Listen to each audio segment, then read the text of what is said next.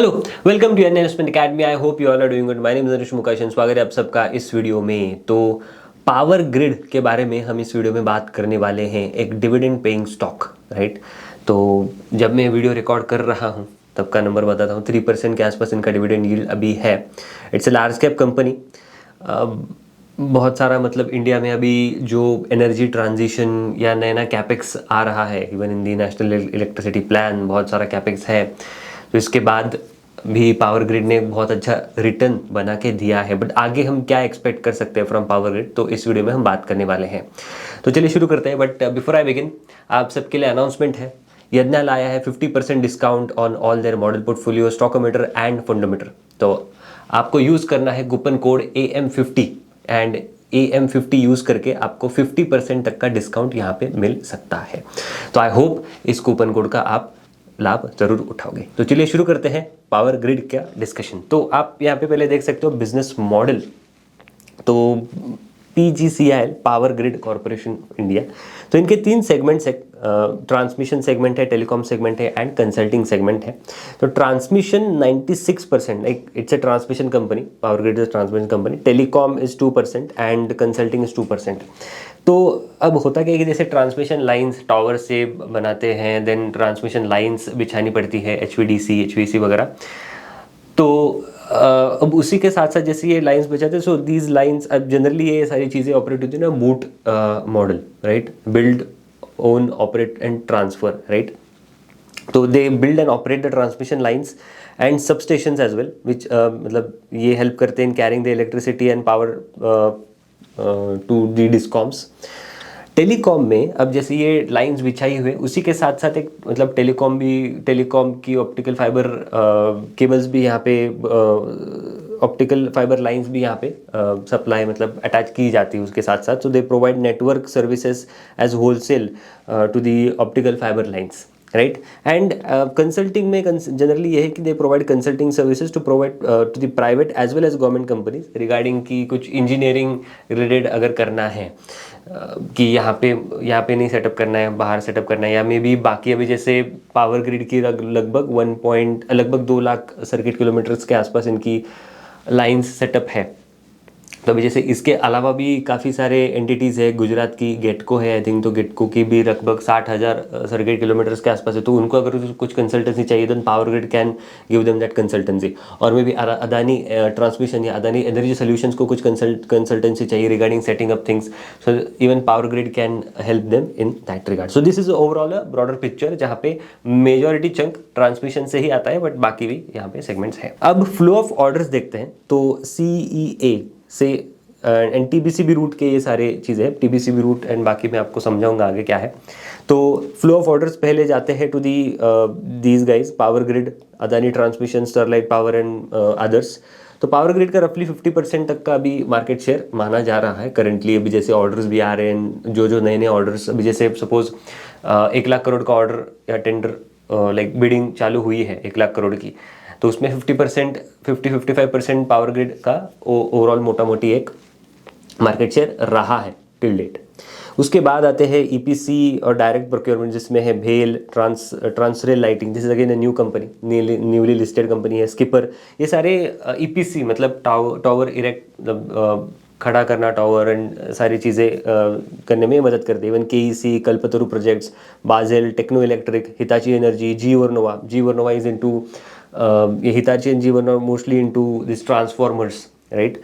Then CG power, तो basically ये जो कंपनी थी, इधर इनटू हाई एंड ट्रांसफार्मर, जो इलेक्ट्रिसिटी जनरेट करने के बाद जो सप्लाई होती है, तो उसको कूल डाउन मतलब टोन डाउन करने के लिए जो ट्रांसफार्मर्स लगते हैं, तो ये ट्रांसफार्मर जी वर्नमा जैसी कंपनीज बनाती है। ट्रांसफार्मर्स एंड अदर मैन्युफैक्चरर्स, तो ये आप देख सकते हो यहाँ पे बहुत सारी कंपनीज है। देन कंपोनेंट कंपनीज जैसे कि क्वालिटी पावर, मतलब जो ट्रांसफार्मर्स या सारे ये चीज़ों में जो बैकएंड कंपोनेंट्स लगते हैं, right from top to bottom जो कंपोनेंट्स लगते हैं, तो ये सारी कंपनीज ये कंपोनेंट्स सप्लाई करती है। देन केबल कंपनीज, आप पॉलीकैब देख सकते हो, RR cable, so there are again बाकी केबल कंपनी। तो इस फ्रॉम हियर से यहाँ तक ये सारा ऑर्डर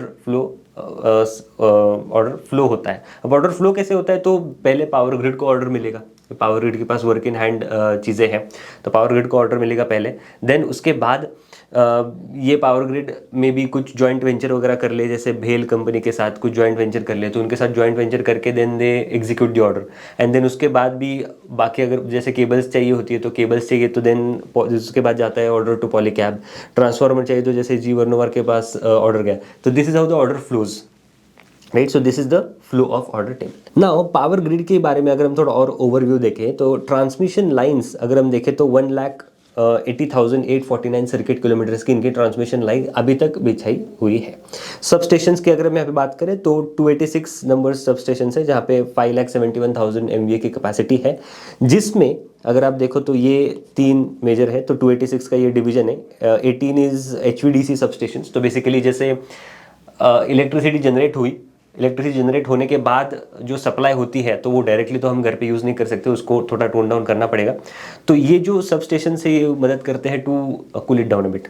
देन ये भी similar 765 kilowatt of substations, ये भी सिमिलर फ्रॉम जनरेशन टू यहाँ पे यूज़ होता है करंट को थोड़ा टोन डाउन करने में। 199 बाकी जो सब स्टेशन है दीज आर थोड़े रीजनल या डिस्ट्रीब्यूशन लेवल पे यूज़ होते हैं।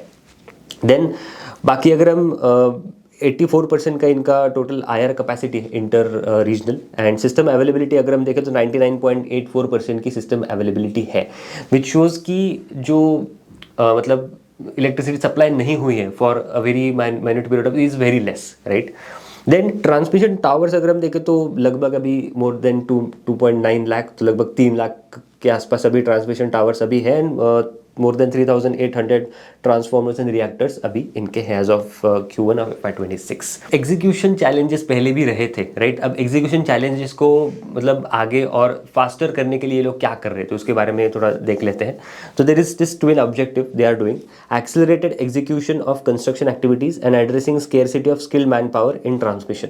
तो अब ये एक्सेलरेशन कैसे ला रहे? एक्सेलरेशन ला रहे हैं using crane based tower erection, right. ये आप देख सकते हो यहाँ पे, just to fasten up the process, and mobile tower cranes for hard to reach spots being explored। अब इससे एक तो एग्जीक्यूशन फास्टर हो जाएगा, एंड उसके बाद ये जो स्किल्ड मैन पावर है, बिकॉज इसको खड़ा करने में भी मैन पावर चाहिए, राइट। तो उसके लिए they are now using this drone assisted works and drone assisted transportation. यहाँ पे आप देखते हो लाइक ड्रोन असिस्टेड ट्रांसपोर्टेशन, ये सारी चीज़ें यहाँ पे यूज़ हो रही है, तो इससे थोड़ा एग्जीक्यूशन फास्टर हो रहा है, ऐसा ये बोल रहे हैं। Then AI driven defect detection, this is again helping them to lower their operation and maintenance cost. तो पहले किसी लाइन पे जाना देन चेक करना for human it is very tough, right. तो अभी जैसे ड्रोन्स भी आए हैं, तो स्मार्ट ड्रोन इमेजिंग तो captures high resolution visuals of towers, conductors and insulators for detail analysis. तो ये जैसे ये इमेज कैप्चर कर ली, देन उसके बाद डिफेक्ट रिकॉग्निशन, देन आइडेंटिफाई जो डिफेक्ट है, एंड देन उसके बाद उसको इंस्पेक्ट करके उसको डिफेक्ट को जो है तो क्योर कर देना। तो टाइम भी कम लगता है, कॉस्ट भी कम लगती है, मैन पावर कॉस्ट भी रिलेटिवली यहाँ पे सेव होती है। दिस इज हाउ एक एफिशिएंसी ये ला रहे हैं इन दी सिस्टम। देन अब इम्पोर्टेंट एक स्लाइड डिस्कस कर लेते हैं, टैरिफ मॉडल शिफ्ट। तो यहाँ पे आप देख सकते हो there are 2 parts, RTM and TBCB, right. तो regulated tariff mechanism and tariff based competitive bidding, right. तो रेगुलेटेड टैरिफ मैकेनिज्म अगर हम यहाँ पे देखें तो रेगुलेटेड टैरिफ मैकेनिज्म क्या है कि जैसे एक कॉस्ट होगी आपकी, कॉस्ट प्लस एक प्रॉफिट होगा, that profit will be 15% return on your equity, and उस हिसाब से आपको पेमेंट मिलता रहेगा। सो ये होता था इन रेगुलेटेड टैरिफ मैकेनिज्म। अब TBCB में क्या है? TBCB में होती है बिडिंग। नाउ यहाँ पे आपको जितना कॉम्पिटिटिव आपका बिड हो तो उतना हायर चांस है कि आपको वो बिड मिले, right, you will win that bid. तो अब यहाँ पे क्या है कि जैसे Adani energy solutions which is Adani transmission only, नाम चेंज हुआ था, तो अदानी एनर्जी सोल्यूशंस की अगर हम बात करें तो Adani energy solution is targeting IRR of 15-16%, right. IRR में आते हैं आपका डेट भी एंड इक्विटी भी। तो IRR should be, I mean one must compare IRR with रफली ROCE number, that is return on capital employed. तो अब इनका जो IRR ये टारगेट कर रहे हैं 12 to 14% का IRR ये टारगेट कर रहे हैं, right. And currently power grid का जो ROCE नंबर है दैट इज अप्रॉक्स 13%, राइट। तो अब आगे जाके अब करंटली ये नंबर 13% ही है। अब जैसे अदानी एनर्जी जो है, Adani energy solutions, that is targeting IRR of 15-16 as I said, and they are targeting 12-14%. तो there are higher chances, because इनका IRR they are targeting very low, there are higher chances कि इनको ज़्यादा ऑर्डर मिले, and that is why industry भी ये बोल रही है कि ये जो मार्केट शेयर है इनका इन ऑर्डर गार्डनिंग एंड मतलब ओवरऑल ऑर्डर में 50-55% का मिक्स होना, मतलब ओवरऑल बिल्ड में, तो ये मेंटेन हो सकता है just because of this number, right. And अब बाकी जैसे इंसेंटिव भी इनको मिलते हैं, तो जैसे टारगेट सिस्टम अवेलेबिलिटी बोली है कि AC के लिए 98.5% AC current and DC current के लिए 96%। तो अब इसके ओवर एंड अबाव अगर टारगेट सिस्टम अवेलेबिलिटी है, हमने देखा है 98.4% के आसपास थी ब्रॉडर बेसिस पे, तो इसके अबाव अगर ये होती है अप टू 99.75% तक का इंसेंटिव इनको मिलता है, that is over and above the revenue.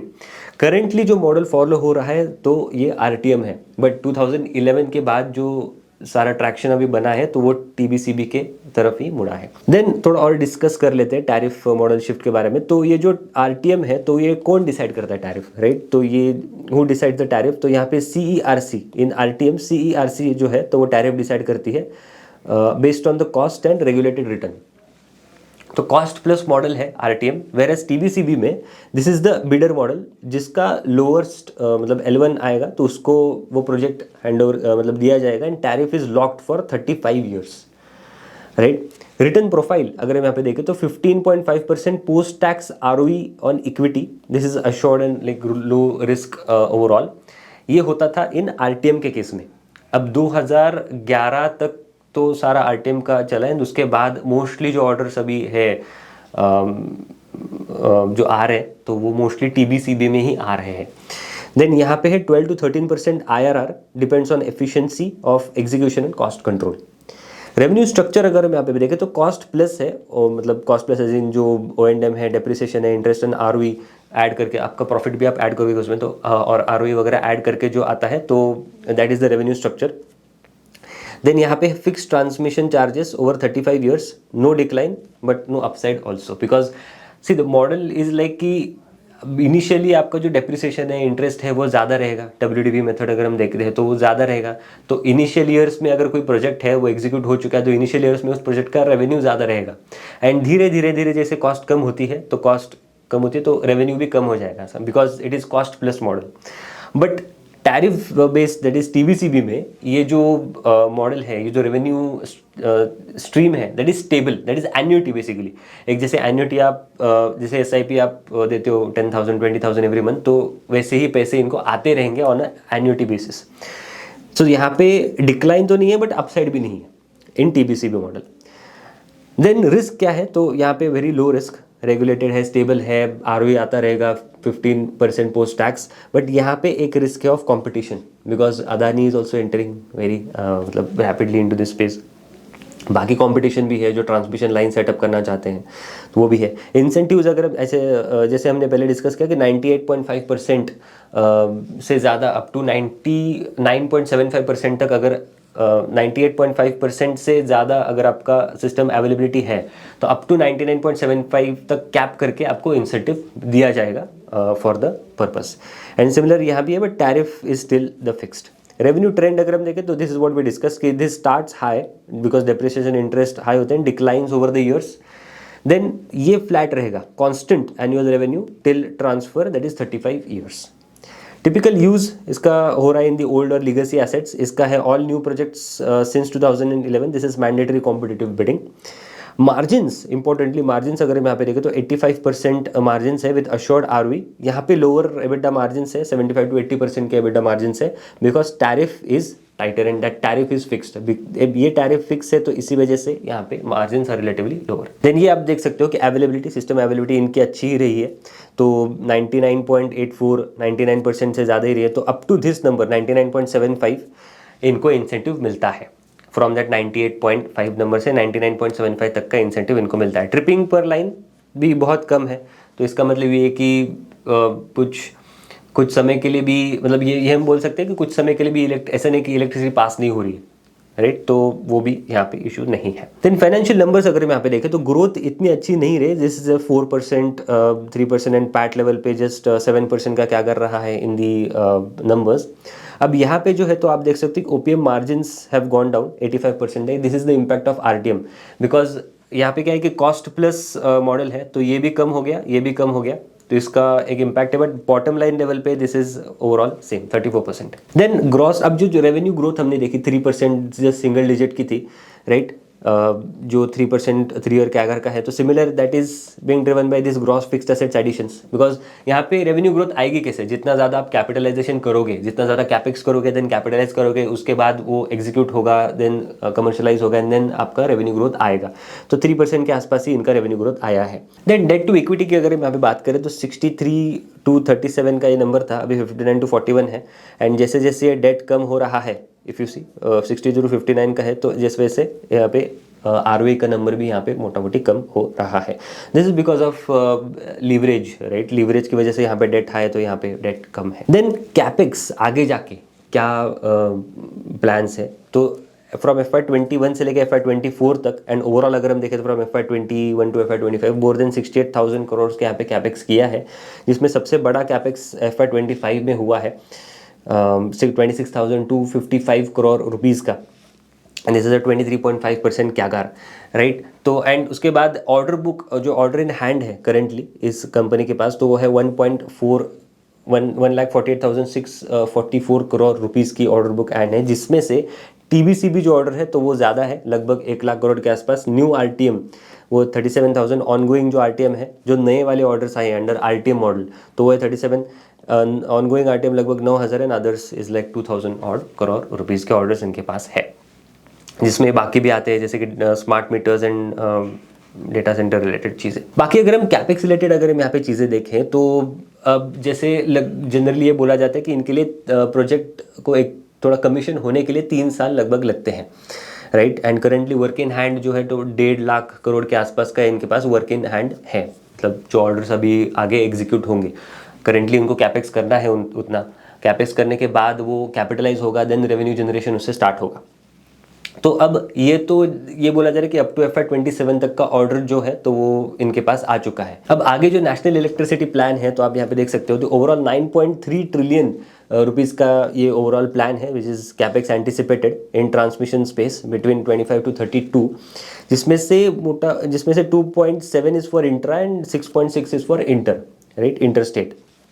And यहाँ पे हाइलाइट्स क्या है, तो ट्रांसमिशन लाइन को फ्रॉम 4.91 से 6.48 तक को लेके जाना है, 6.48 lakhs।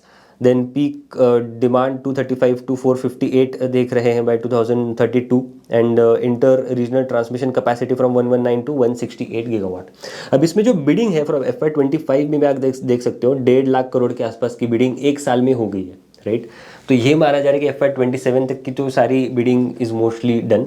अब FY27 के बाद, राइट, तो इसमें जो 9.3 है, तो इसमें से रफली 3 लाख करोड़ की बिडिंग हो चुकी है। उसमें भी अभी जो बचे 6 लाख है, उसमें आधा, जैसे अगर हम इंट्रा देखें एंड बाकी इंटर देखें, बिकॉज इंटर स्टेट में ज़्यादा इनका प्रेजेंस है पावर ग्रिड का, तो और भी 1.5 लाख करोड़ का बिडिंग यहाँ पे, अगर कंसिडरिंग 50-55% शेयर मिक्स, तो और भी 1.5 लाख करोड़ का बिडिंग या ऑर्डर पावर ग्रिड के पास आ सकता है फ्रॉम FY27 से FY32 तक या FY30 तक एटलीस्ट। तो करेंटली 1.5 इन हैंड प्लस और 1.5 अगर हम यहाँ पे ऐड करके देखें तो total 3 lakh crore, and currently इनका जो ग्रॉस फिक्स्ड एसेट बुक हमने देखी 2.93 लाख, लगभग 3 लाख करोड़ की ग्रॉस बुक है। तो 3 लाख के ऊपर 3 लाख बाय FY32, एंड उसके बाद वो एग्जीक्यूट होने में और 3 साल लगेंगे, तो 10 साल का ये ओवरऑल जर्नी रहेगा। तो ब्रॉडली ये जो बुक डबल हो रही है, डबल होने के लिए इनको लग रहे हैं 10 साल। तो ओवरऑल जो रेवेन्यू ग्रोथ भी हम यहाँ पे एक्सपेक्ट कर सकते हैं, that is double in 10 years, लगभग 7-8% के आसपास की आप यहाँ पे टॉप लाइन ग्रोथ यहाँ पे देख सकते हो in the revenue terms. So this is what the projection is coming out about the power grid. Then power demand की अगर हम यहाँ पे बात करें तो पावर डिमांड ऐसा बोला जाएगा power demand is still resilient because historically अगर हम यहाँ पे देखें तो जीडीपी के comparison that is GDP growth के कंपैरिजन में पावर डिमांड मतलब पावर डिमांड ग्रोथ अगर हम देखें तो वो रेशियो होता था 0.8 to 0.9, राइट. मतलब जीडीपी अगर 1 से ग्रो हो रहा है तो power demand is growing at 0.8%. But currently in last 3 years that number is 1.1x. तो इसी की वजह से बोला जाएगा power demand is increasing, right. And ये क्यों है? बिकॉज एक तो रेसिडेंशियल के केस में which is 25% of the consumption, यहाँ पे एक रिबाउंड दिखा है because of load shedding getting faded away. And उसके बाद जो इंडस्ट्रियल एंड कमर्शियल डिमांड है तो वो अच्छी खासी रही है, तो इसकी वजह से ये नंबर बड़ा है, राइट. तो डिमांड का भी यहाँ पे कुछ इशू नहीं लगता. नंबर्स अगर हम यहाँ पे देखें तो मोटा मोटी करेंटली इट इज़ 2.6 मतलब 2,63,000 करोड़ का यहाँ पे मार्केट कैप है इनका. डिविडेंड यील्ड 3.18% का करेंटली इनका है. देन बाकी EV बाय EBITDA नंबर अगर देखो तो 10 का है and P ratio is at 17.05. बाकी शेयर होल्डिंग पैटर्न की अगर हम यहाँ पे बात करें तो ब्रॉडली DIS का स्टेक यहाँ पे बड़ा है इन द लास्ट 4-5 क्वार्टर्स में, जहाँ पे which is basically shift from FIS to DIS. Then future plans की अगर हम बात करें तो फ्यूचर प्लान्स सिंपल है. FY26 में they will be doing 28,000 crore of capex, जिसमें RTM रहेगा 3,500 एंड TBC भी रहेगा 19,000 करोड़ का एंड अदर्स इज रफली 5,000 करोड़. FY27 35,000, तो FY26 में 28, FY27 में 35, FY28 में 45,000 करोड़ के यहाँ पे कैपेक्स होने वाला है, जिसमें 90% is TBCB and 10% is RTM because shift हो रहा है basically from RTM to TBCB, जहाँ पे एक्चुअली TBCB में margins are relatively lower, right, as compare to RTM. And इसका इम्पैक्ट दिखेगा आगे जाके. बट ओवरऑल जो IRRs ये लोग टारगेट कर रहे हैं 12 to 14% के, तो currently ROCE is 13% and what management has said कि 80-20 that is 80-20 debt to GDP debt to equity का ये टारगेट करेंगे. तो अगर फ्रॉम करेंट लेवल्स डेट और भी अगर बढ़ने वाला है तो artificially ROE should also boost up, right. Because अगर डेट बढ़ता है तो लीवरेज का एक बेनिफिट, फाइनेंशियल लीवरेज का बेनिफिट यहाँ पे इनको आगे मिल सकता है. देन ऑल इन ऑल अगर हम समरी करें इसकी डिस्कशन की, तो एडवांटेजेस अगर हम देखें तो एक टेलविंड तो है, सेक्टोरल टेलविंड तो है. 1.5 लाख करोड़ का करेंटली इनके पास वर्क इन हैंड है, दैट इज ऑर्डर बुक है. एंड आगे अगर हम और कंसिडरिंग 3 लाख करोड़ और भी आ सकता है, जिसमें 50% का इनका इंटरस्टेट में अगर है मार्केट शेयर, तो और भी 1.5 लाख करोड़ अगर हम देखते हैं तो वो भी और भी आ सकता है. सो टेलविंड तो बहुत सारा है and we are looking at like doubling of the gross fixed assets book. अब यहाँ पे सिर्फ एक ही चीज़ देखनी पड़ेगी, ये 10 साल में होगा या पहले होगा, because they are also doing few things around, मतलब एग्जीक्यूशन रेट फास्ट करने के लिए. तो अगर वो होता है तो देन यहाँ पे ग्रोथ में भी और ज़्यादा दिख सकती है. Then cost of debt that is मतलब जो रेट पे डेट उठाते हैं तो वो भी कम है, लाइक 7.41% है currently, versus Adani is having a debt of 9 मतलब rate of 9.3%.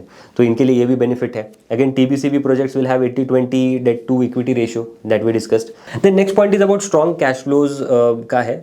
Strong cash flows is expected to make sure कि डिविडेंड यील्ड सस्टेन रहे. बिकॉज एक डिस्कशन ये भी है कि बिकॉज ज़्यादा कैपेक्स होगा, तो ज़्यादा अगर कैपेक्स होता है तो इनका डिविडेंड पे आउट रेशियो में भी इम्पैक्ट हो सकता है. तो बट वैसा नहीं है, बिकॉज इनके जो पुराने प्रोजेक्ट्स हैं तो उससे इनको क्या मोटा मोटी एक कैश फ्लो आता रहना चाहिए, तो वो एक टेक केयर कर सकता है आगे इनके डिविडेंड के लिए. डिसएडवांटेज क्या है? तो लैंड रिलेटेड इश्यूज यहाँ पे हो सकते हैं. Inflation in capital equipment cost by 10 to 20%, तो वो अगर होता है तो देन अगेन इनके लाइक प्रॉफिटेबिलिटी ROE नंबर्स यहाँ पे इम्पैक्ट हो सकते हैं. Now because tariffs is fixed, right, TBCB में टैरिफ फिक्स है. New projects are based on TBCB, जहाँ पे टैरिफ फिक्स्ड है तो मार्जिन्स यहाँ पे थोड़े बहुत कम है. 75 to 80% के EBITDA margins we saw. But यहाँ पे कैच यही है कि वैल्यूएशंस जो है तो market generally looks at the ROE number. तो अगर ये 12 to 14% के लाइक एवरेज 13% भी अगर हम IRR मानते हैं, ROC वो सस्टेन करते हैं which is the current number, and ROE जो डेट बढ़ने की वजह से थोड़ा बहुत और भी या सस्टेन होता है या थोड़ा बहुत और बढ़ता है, तो देन मार्केट माइट जो करंट इनके वैल्यूएशंस है अप्रॉक्स 17 के आसपास, 17 के पीक के आसपास, तो वो भी मे बी मार्केट इसको सस्टेन कर पाएगा। एंड प्रोवाइडेड ये सस्टेन होगा जब ये डिविडेंड यील्ड भी मोटा मोटी सस्टेन रहेंगे, जो कि सस्टेन हो सकता है because of dividend pay out ratio. So this was it. I hope ये वीडियो आपको अच्छा लगा होगा। ऐसे और वीडियोज़ के लिए हमारे चैनल पर बने, लाइक करना, शेयर करना, सब्सक्राइब करना मत भूलना। मिलते हैं अगले वीडियो में। Thank you so much.